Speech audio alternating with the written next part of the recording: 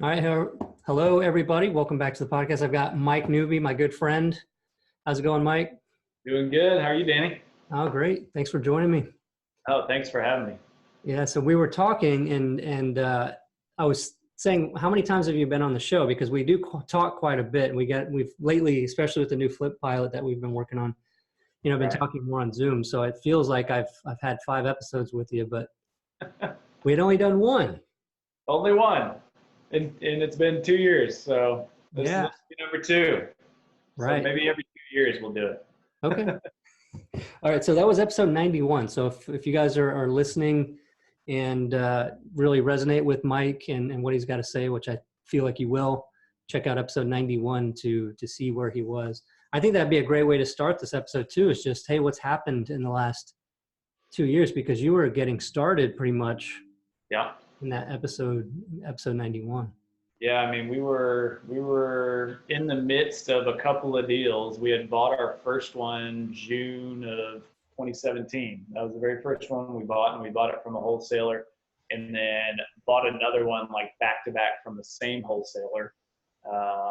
And so we had a couple of flips going on at that time. But yeah, we were real fresh. So I was coming off listening to like your first 70 episodes, like back to back, just soaking up all the information I could. When you did that whole like program, like within the podcast. Oh yeah. The series of episodes. Yeah, which is really good. Anybody starting out, I highly recommend going and checking out kind of the first, 70 or 80 episodes. Really good. Yeah, I think that started at episode 16 or something like that, where I started with mindset and then foundational stuff. Yeah. Yep. Cool. And I got a ton of information from that. Really, really good. But we were a couple in, just really trying to figure out how we were going to do this thing. Kind of finally was like, let's bite the bullet, let's get it going. And one turned out okay, one didn't. It's just part of it, but we learned a ton. I tell people we, essentially paid for, a college education within that first flip, but it was. What happened though? I mean, the high level, what happened? Yeah, very high level. We just ran into some unfortunate rehab events, that we ended up having to do. We ended up having to replace the whole underground plumbing system in the house, and we didn't see that coming. Wow. It's something that you just need to know in the 1970s and prior. It's just houses like that have old cast iron plumbing. And so, just things you learn as you go. That was part of it. We probably spent too much and put too much in the house. And then probably ultimately, though, we just didn't buy it right. We paid too much for the house right up front. So we kind of took the wholesaler's numbers that we bought it from and kind of rode their coattails on it and just kind of hoped for the best. I did a little bit of due diligence on it, but I kind of leaned on them thinking that would be okay. So just make sure you verify all that stuff. So where was the discrepancy? Do you remember? Was the discrepancy in what the house would sell for, or more on the rehab budget, or both? Both.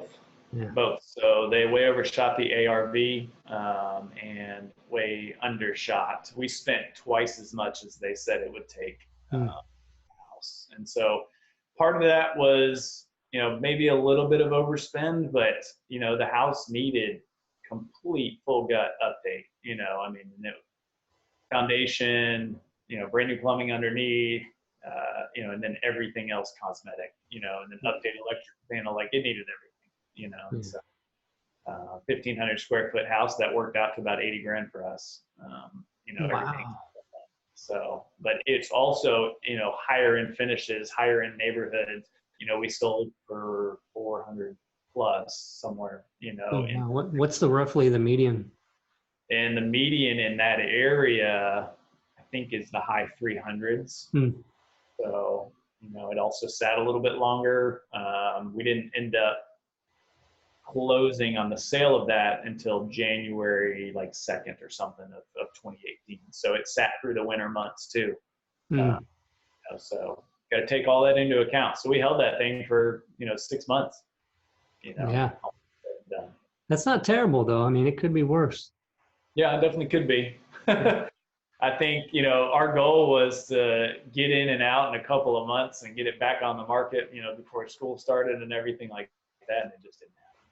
But, you know, like I said, we learned a ton on it. But, you know, where have things gone from there? Yeah. You know, we're on our 14th or 15th deal at this point, but we've done a lot of different types of deals. So we've done flips primarily in the beginning, and now we've done some wholesaling. We bought some duplexes and kind of syndicated a multifamily deal out in Longview, Texas. And I brought in a friend of mine, a partner of mine, and then we went and raised money. We have about 8 other investors in on that deal. That's 18 units out in Longview, Texas. Wow. We acquired our first rental last month, and that one kind of happened impromptu. The sellers had a friend of theirs or a coworker of theirs in the property, and they didn't want to kick him out, but he was paying well under, you know, what he should be. And so I told him, well, if he can agree to X amount in rent, then he can stay. Otherwise, you know, he's got to go. And you just kind of lay it out there for him, let him know what you're trying to do, because, you know, and he'll understand. Mm-hmm. So I raised the rent to a point where I thought he would honestly move out, and he ended up agreeing to it. And so here we are. We bought the house with him in it, and the house is not in great shape. I honestly don't know how he agreed to paying this much for rent, but you know, we took care of a couple of kind of life safety issues in the house, and you know, made it, you know, so that, you know, we're not concerned with him being in the house. Yeah. You know, it's not updated. It's got some foundation issues. There's no active leaks or any, you know, like I said, any other life safety issues or anything. We've got smoke detectors in it, you know, and all that type of stuff. Yeah. So it's livable. It's just not something, you know, I would want to live in, I guess. You know, it's not, you know. Yeah. But Well, what I love about that is you didn't just assume and then not even ask him. You know what I mean? Like right. trying to get him out because you're like, oh, there's no way. Yeah. You know. Well, and that's kind of, we try to come up with solutions for the sellers. You know, it's not like we rarely hit a roadblock. You know, we rarely hit something we're like, nope, can't happen. You know, we always try to come up with solutions. And so, you know, I kind of gave them, here's what we can do price wise. You know, if he moves out, here's what we can do price wise if he stays in. You know, and give them a couple of options and kind of talk them through each one of those. And we didn't contract that day on the appointment, but we contracted 2 days later after they, you know, talked with the renter and everything. So yeah, we acquired our first rental. Then we immediately refinanced out of it. So that was all new for us, you know, first time doing that. And then Did you buy a Lambo with the proceeds? Oh, of course, and it matched my green, you know. Yeah, I thought about doing the call from in the Lambo, but Yeah. you know, didn't want to show That's off. it, right? And then we've also now done our first subject to deal, and we're owner financing that. And so, and that was a really neat one. Another one where the lady had investors come in and basically tell her there's no way for her to get out of this thing. She had bought the house 1.5 years ago. She had 0 equity in the deal. And we were able to come up with this solution and bought it subject to, and we'll owner finance it out on the back end. But she was over the moon, you know, happy with, you know, like tears of joy during the appointment. I mean, it was just, it's the reason we're in this business, you know, at the exact moments. So how did you guys make that work for, I mean, I can assume why it worked for her because she's being able to sell when she didn't think she'd be able to. How did you guys make that work for you? Like, what was that process for you guys saying this will work for us financially as an investment?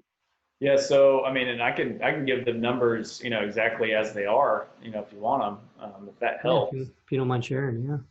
Yeah. So essentially, she owed $184,000 on her mortgage, and the property was worth maybe on the market, not doing like an owner finance, maybe 195, 200. But when you do owner financing, you can, you know, go with a sale price of a little bit higher. Those type of buyers will pay a little bit higher, and also there's more risk in that. So you need to recoup some of, those type of costs and kind of factor that in. So we're selling it at 215 as an owner finance. And with the rate that's on her mortgage is 4% or 4.25. Nice. Exactly. And then and we're owner financing it at 9.9, and so there's a big spread in there, so we'll probably net monthly once it's sold anywhere 400 or 500, per month, just depending, what it works out to.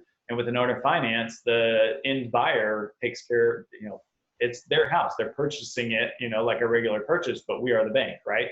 So they have to take care of all the repairs, maintenance, all of that stuff. So it's not like a rental where we would have to then factor that into our costs, and that, cash flow, goes down.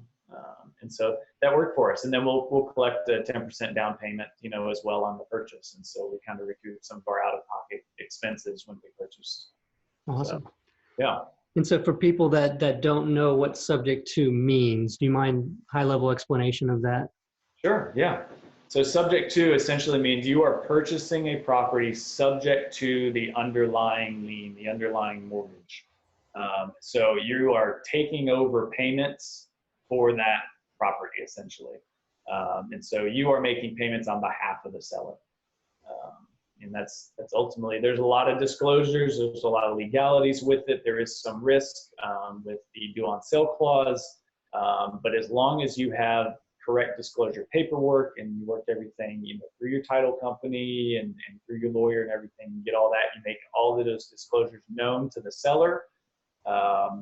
It can be a way to put together a deal that wouldn't otherwise be put together and help somebody out of a dire situation. So, nice. Yeah. Very cool. And the house didn't need much work. I don't remember if you said or not.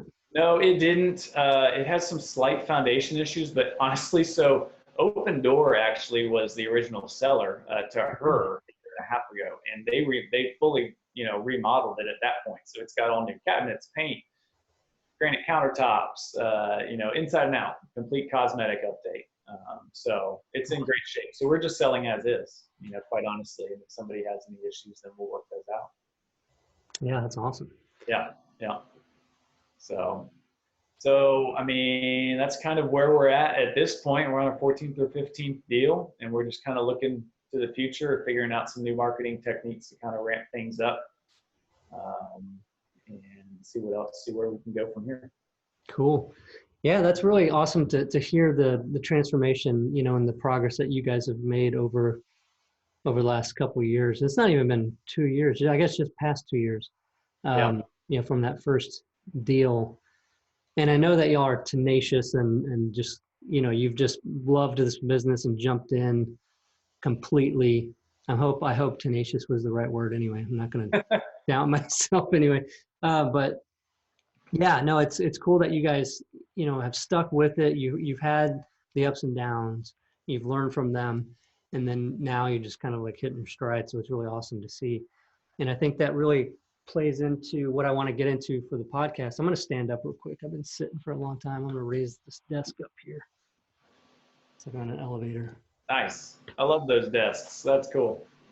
Yeah. Hopefully it doesn't just like. Now that would be funny. It kind of, that might make for a good episode. Yeah. What happened? The desk fell on Danny and choked him out. Might be your most viewed episode. Who knows?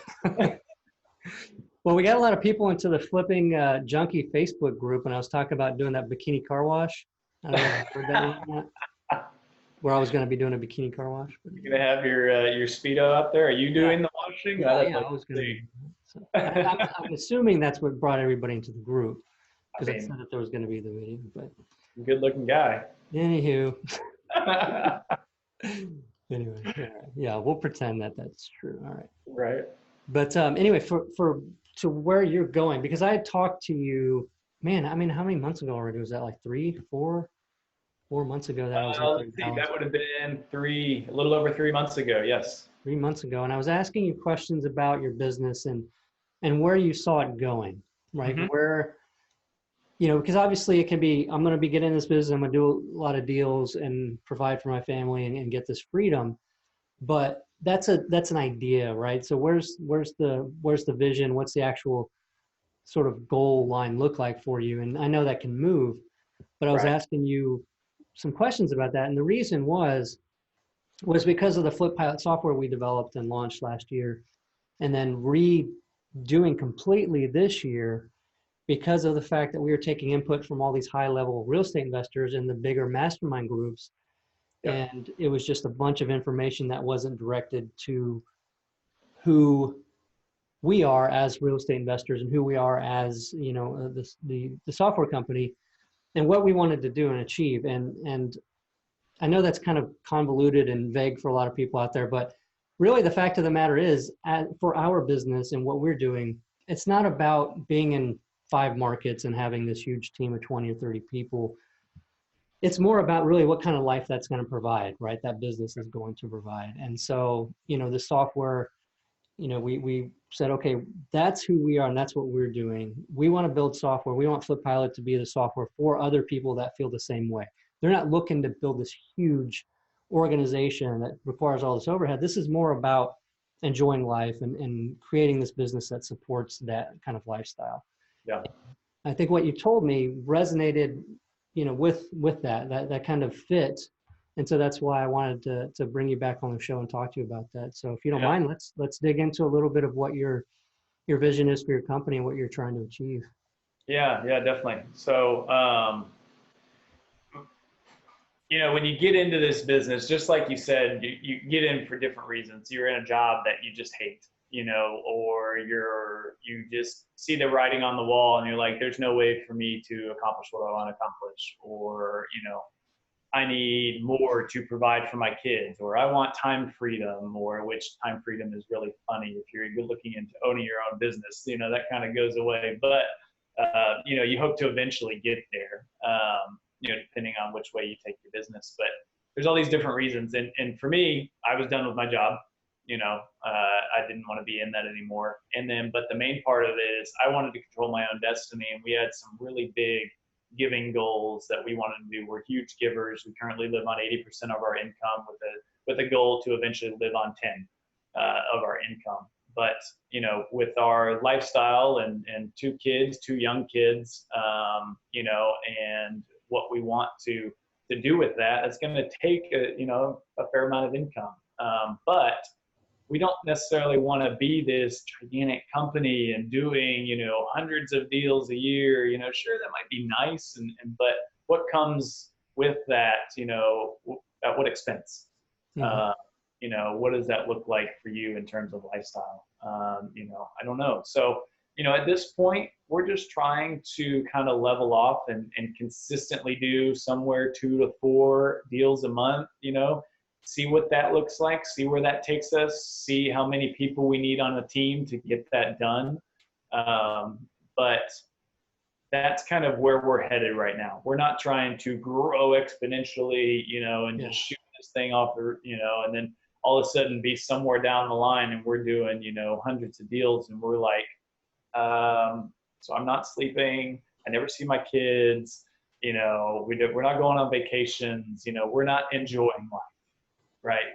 This is not what we set out to do,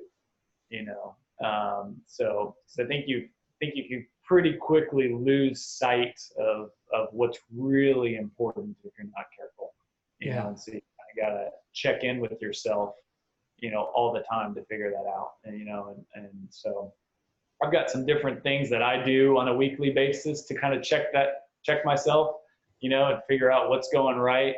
Am I in tune with my goals? Am I happy? Do I need a vacation? Do I need some time off? Have I seen my kids in 3 days?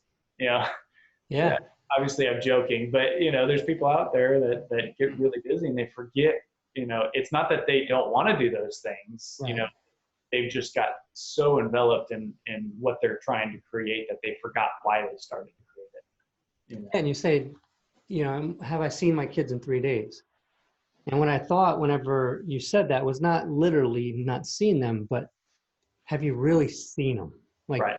You've been with them maybe, but were you there? Or were you what else do I got to do? You Yep. know, I spent years and years of my life in the flipping business doing that. And so I know what that feels like. And so it's cool that you check in, you know, on a regular basis. Do you have any sort of like scheduled thing, or you just make it a point sometimes to just stop everything and sit back and?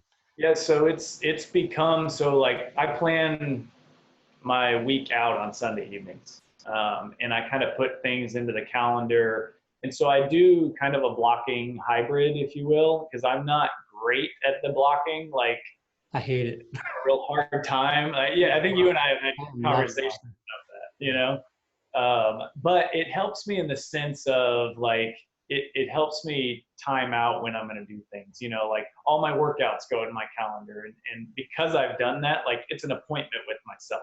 You know, Yeah. 4 p.m. Monday, Wednesday, and Friday, I go to the gym. You know, that's what it is. Mm-hmm. And I've gone to the point now where I put my sleep in my calendar. Like I'm That's supposed awesome. to be sleeping from 10:30 to 5:30. You know, like that's my sleep. You know, You actually follow it though? what's that? You follow it? You look at your planner and say, oh, time to go to sleep? I'll look at it sometimes and like, crap, it's 12:30 in the morning. And, you know, no. So do I hit it every time? No, but it's in there. It reminds me, you know. And so to answer your question, yes, I put in some think time to every week, you know, and I take an hour out of my day.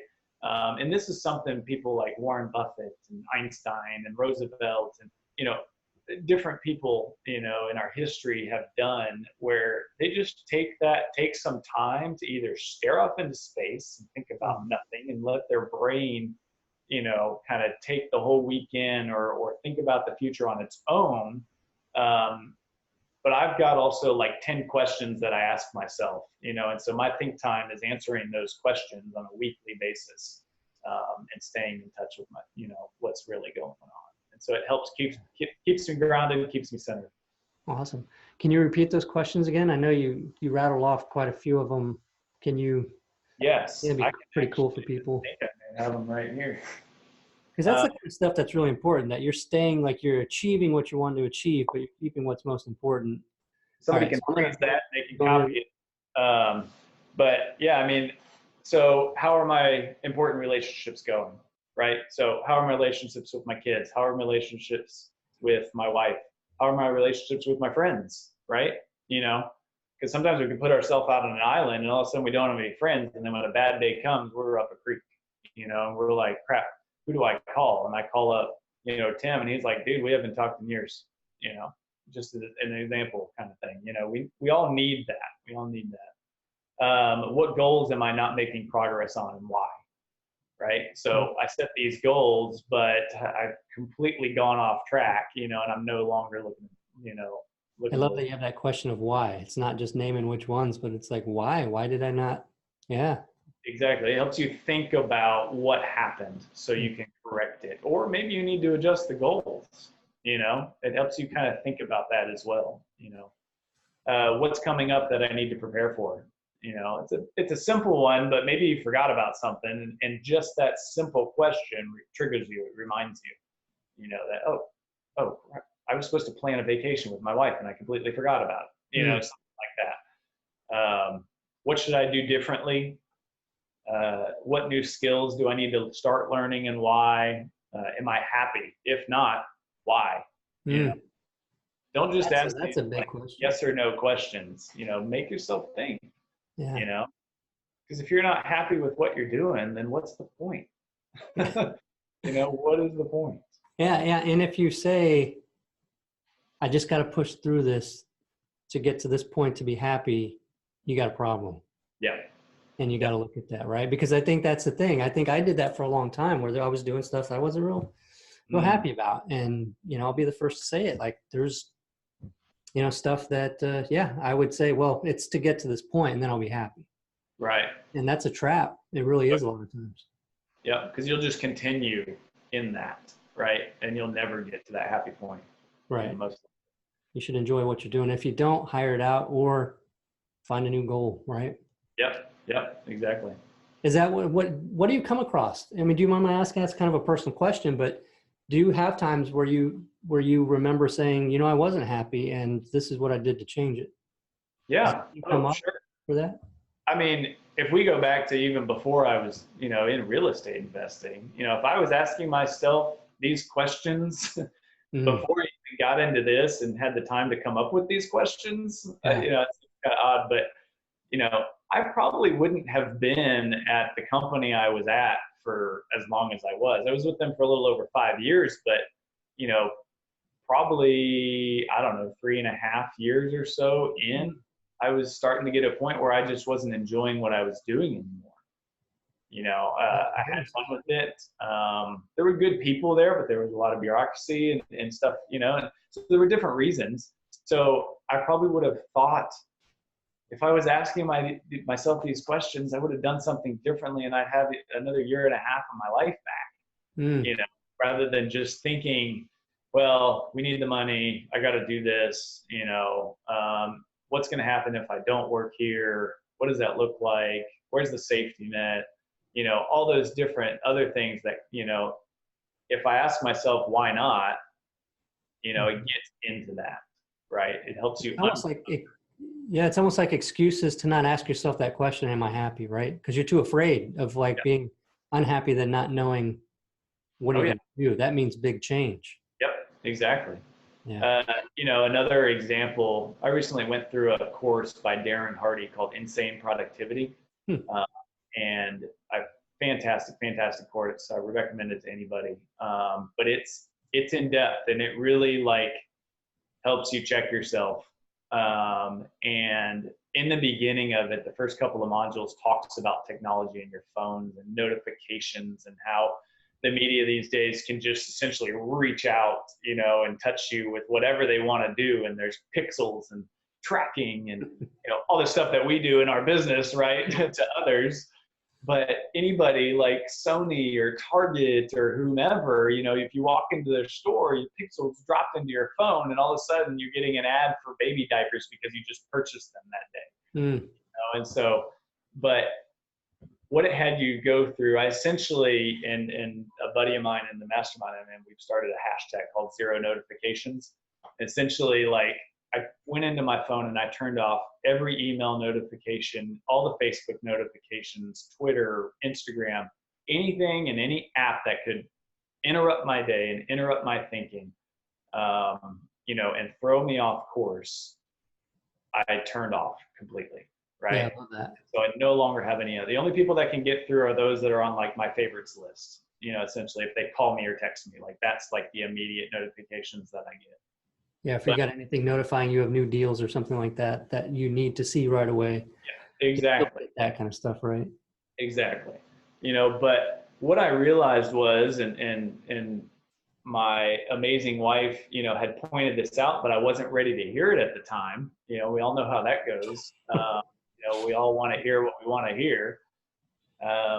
But you don't know what you don't know also, right? And so if I would have listened to her a while back, I probably would have learned this a lot more about myself. But I started to notice my kids not being as interactive with me. And, I started to feel them pulling away, and they're only 2 and 4 years old. And at that age, if they're recognizing this, what's going to happen down the line? Yeah. And so I realized I was on my phone a ton. I was hinged to it, Mm-hmm. and asking myself questions like, am I happy? If not, why? Things like this, and then connecting it to my wife telling me that you're on your phone a lot, and I'm telling her, well, I need to be. I have the business. I can't turn it off. And making up all these excuses as to why I needed to check it every 10 minutes or less, or anything that beeped, I needed to check it out. So asking questions like that to yourself helps you kind of, figure out what's important. Yeah. Why are you not happy? What's going on? And you really get down to the bottom of it. Yeah, it helps you see some of the beliefs that you have that aren't true, right? Because if you're saying, well, I have to, let's dig into that. Do you really have to get all those notifications or be on your phone all that time? Right. Or are there ways for you to avoid that and still have everything work out? Yeah. Yep. Yeah. Maybe you check in a couple of times a day. I've set boundaries for myself where I don't check email before 10 a.m. I don't check email after 9 p.m. I don't go on Facebook or any other social media before 8 a.m. or after 8 p.m. And so it sets those boundaries. Like, that's it. You know, this is what I believe in. This helps me stay focused on what I need to stay focused on. You know, if it's at home and it's past 8 p.m., you know, I'm not on my phone because I have no reason to be. Yeah. You know, I don't have any reason to scroll aimlessly through Facebook, you know, or I don't think I've been on Facebook except for into the Flip Pilot group and FlippingJunkie group probably for 2 or 3 weeks now. So I'm sorry if you guys have sent me something, but honestly, I just haven't been. It's like, I don't need to be. Like, you know, anyway. Saves me a ton of time and a bunch of distractions. So I'm just exactly. And that's what it is. It's distractions. Mm-hmm. You know, and sometimes we just do it because we want to be distracted. But why are we wanting to be distracted? Right? You know, you got to think about that. If you're trying to escape from something, there's something else bigger there to uncover. And questions like these can really help out with that. Yeah. What are the questions? Let's see. The other ones, how can I get more done this week? So these other ones are more targeted. Well, I guess should I take some time off? Am I working hard enough? You know, that one might help you with the whole, you know, I'm getting into my phone and I'm just looking at this, and I've got to like these things. I've got to check these groups because, you know, I'm involved in this, you know, and so am I working hard enough? Right. But then the opposite of it, should I take some time off? Am I working too hard? You know? Yeah. And then the last one is, what 3 things can I do in the next 90 days that will make a 50%, you know, increase or difference in the rest of this year? You know, and that doesn't have to be business, right? That could be increase in your health. It could be increase in a relationship with your kids or your wife. You know, I think too many people get caught up in when they're entrepreneurs that like everything has to be business focused, you know, and that's like all we care about, you know, and I think you have to be careful with that. Yeah, really. you find yourself juggling way too many things. What do you have any examples of those that you've come up with that you've done? For like which one? Or just like an idea. Maybe you haven't done it, but the goals, or what's an idea for something like that might improve some area of your life? Yeah, I mean, for somebody that's tethered to their phone, I mean, you could just make it a goal that like you don't get on it before 8 a.m. You don't get on it after 8 p.m. Right? You know, I mean, so many of us, we sleep with our phones next to our bed because it has an alarm clock on it, you know, and we have to have it for that. But it makes it so easy to access. Yeah. And we'll just sit there. I mean, I used to do it. That's what I would do at night. Like that was my wind down, right? I get on my phone and I check social media profiles, you know, or watch YouTube videos. But all I'm doing is just all these chemical imbalances in my head, and now I can't get to sleep for whatever reason, you know, and I wonder why. I'm not sleeping good at night. So it could be a simple goal like that to help you kind of get back and gain control of your life. I can't tell you, it was almost like this euphoric feeling when I turned off all those notifications. Like, it's like, I don't know if you've ever been camping before and you don't have cell service and you have like the best night's sleep of your life because nobody can interrupt you. Nobody can reach into your life. Nobody can get a hold of you. There's nothing to be worried about at that point, right? Very, very freeing. Yeah, you feel extremely free, you know. I mean, how the heck did we get around when we didn't have these things before? You know, I mean, that wasn't too long ago. Yeah, I'm still not going back to pagers though. Yeah, I mean, so little things like that, like for your health. I mean, I have 5 goals that are written on my mirror for the year, and like those are my 5 main goals, you know. And one of them is wake up every morning at 5:30 a.m. and that's mainly for weekdays. I try to do it on the weekends, but you have to give yourself a break too. Don't go too hard, you know. I mean, you want to enjoy life. So if waking up at 5:30 is not enjoyable for you, which for me it's not. I don't like mornings, but I know like if I get up at 5:30, I do my morning routine, and I can spend an hour or 90 minutes on a project without the interruptions, I'm gonna get it done, you know. And so it helps me. So, you know, I've got some other goals that I set out, like make it to the gym 3 times a week.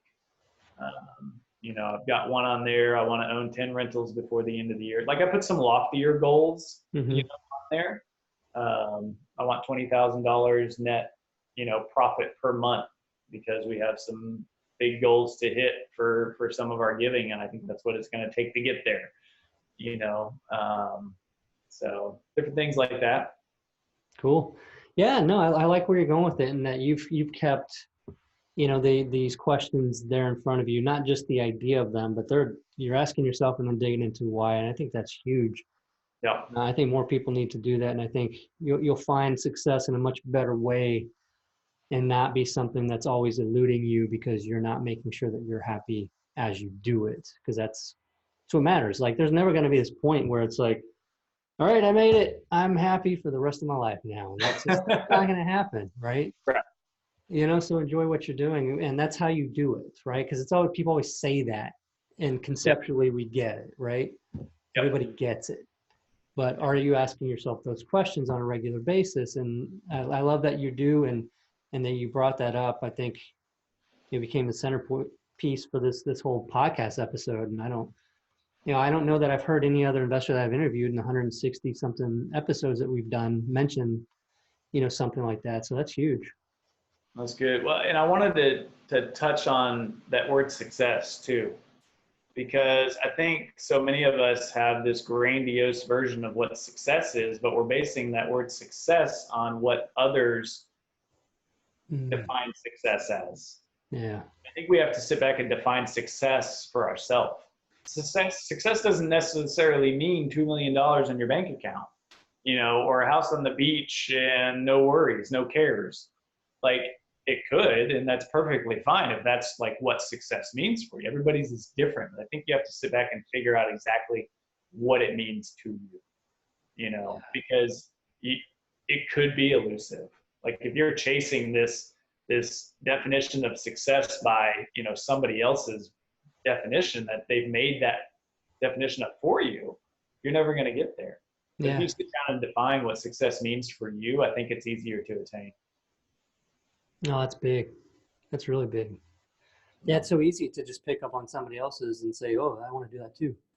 Right. Why are you doing it? Like, is that really who you are and what you want to do? And yeah, those are big questions that are important to ask, especially getting, going in this business, because it can be something. I've spoken to an investor I know somewhat recently that he was telling me all these things he was doing. And as he was telling me, he could have been telling me he was suffering from, all these problems, but he was telling me these things that were supposed to, be things that most people like super pumped and excited about happening. And he wasn't. It's like, there's a disconnect here.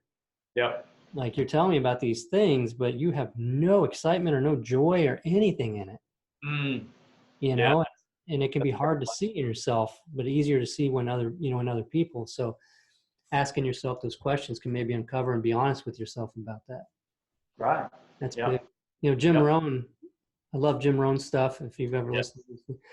But he would say often, you can kid other people, but don't kid yourself. Yeah. And conceptually, I understood that. And I think more as I get older, like I'm realizing the how much is packed into that statement. Yeah. You can kid others, but never kid yourself. Yeah. And I think it's easier to kid ourselves than it is others, right? Now, for some, I think, either they hold themselves to this crazy high standard or whatnot, but I don't know. I mean, for people like me, it's easier. Like, I only have myself to answer to, it's like, well, if I don't wake up at 5:30 tomorrow, well, nobody's going to know about it. You know what I mean? And so it's easier to kind of skate around, that. And so I think it's easier to kid yourself.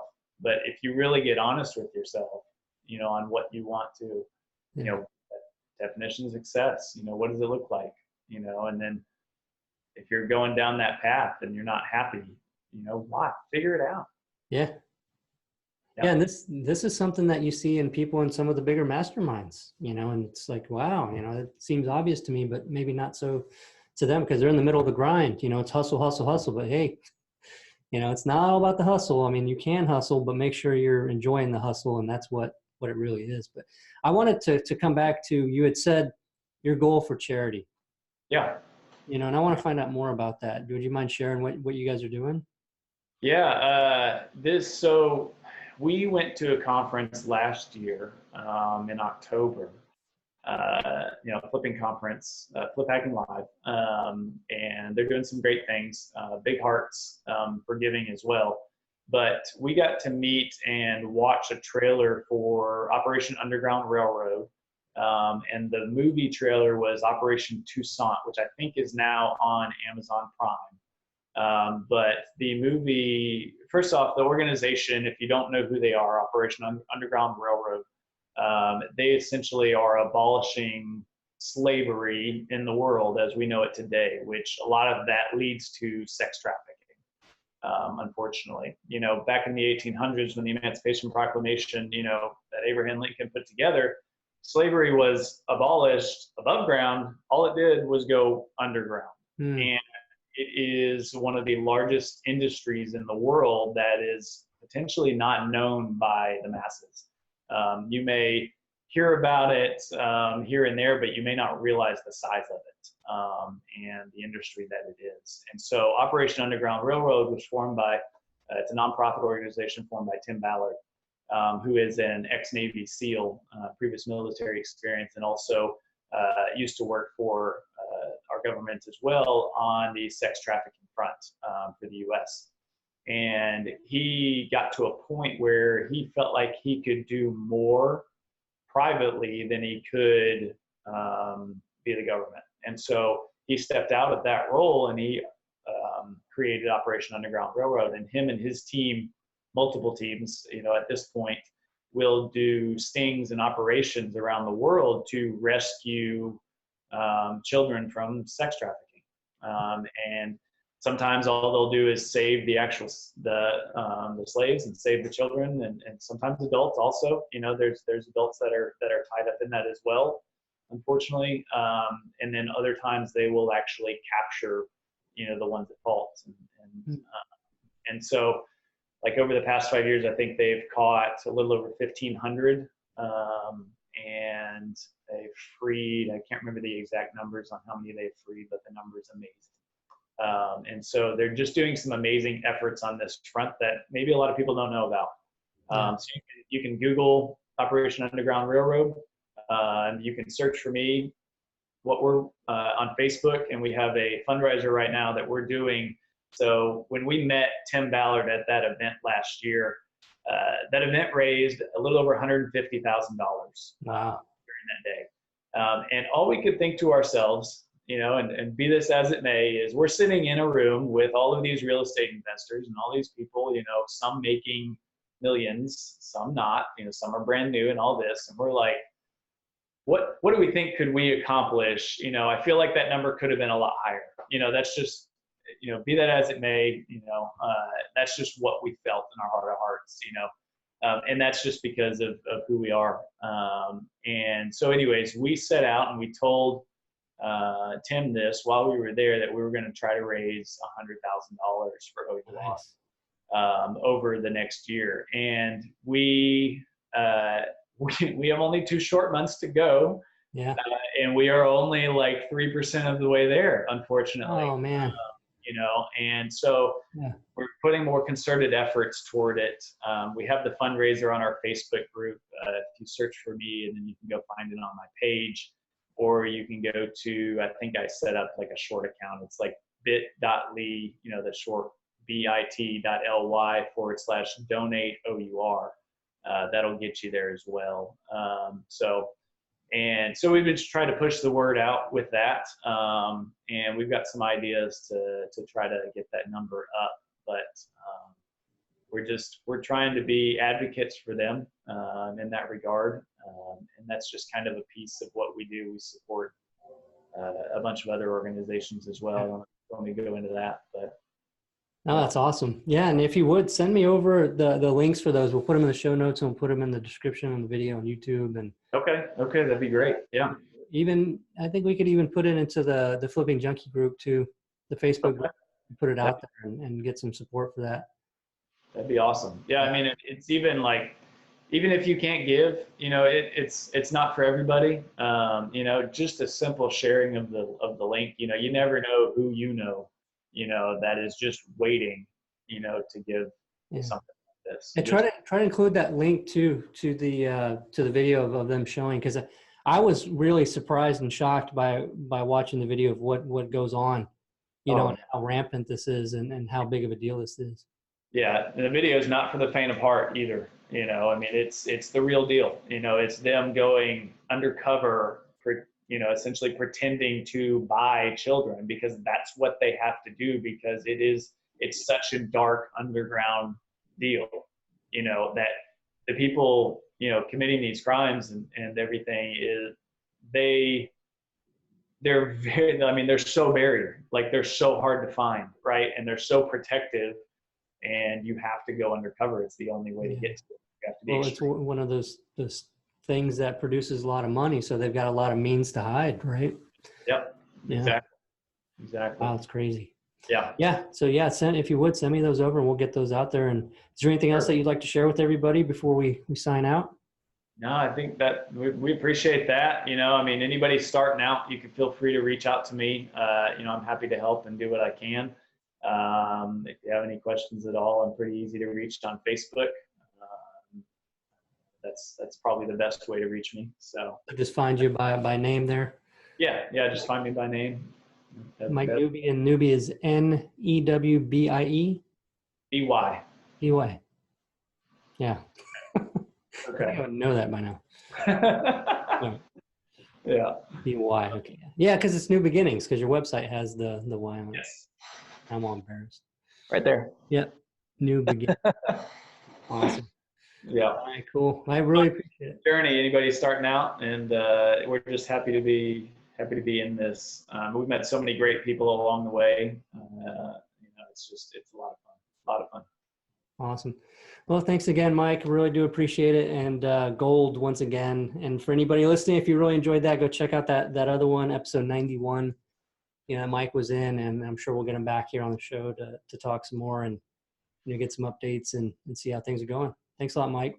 No, thank you. It was an honor. All right, man. Take care. All right, bye.